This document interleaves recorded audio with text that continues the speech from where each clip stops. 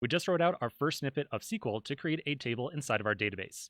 Let's now take a deeper look at the SQL we just wrote and really understand the syntax of what is going on here. All right, so a couple of quick diagrams. This SQL statement consists of different words.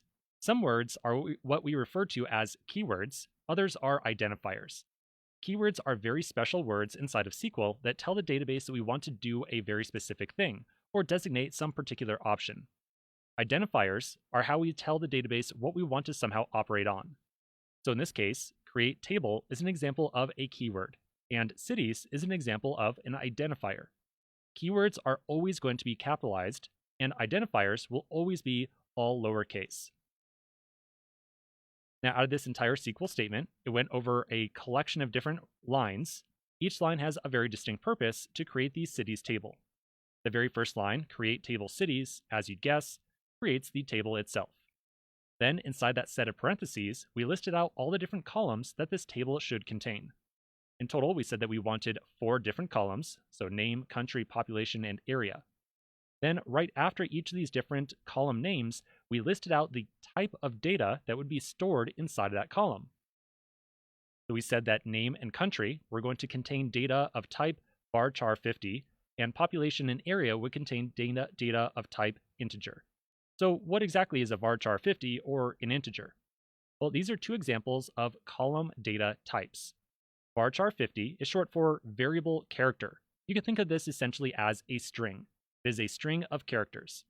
The 50 in there means that we never expect to try to store a string longer than 50 characters. If we ever try to insert a city with a name or a country longer than 50 characters, then Postgres is going to give us an error. So the number on here is just restricting the length of string that we can put into this field. Population and area designated a type of integer. Integers in Postgres are numbers without decimals.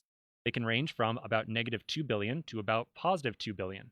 If we ever try to insert a value into population or area larger or smaller than negative to +2 billion, then we're going to end up getting an error. In our case, we're going to store a list of cities. So we kind of have to ask ourselves whether or not we ever expect to have a city with a population greater than 2 billion or an area greater than 2 billion. Well, right now, Tokyo is the largest city at about 38 million.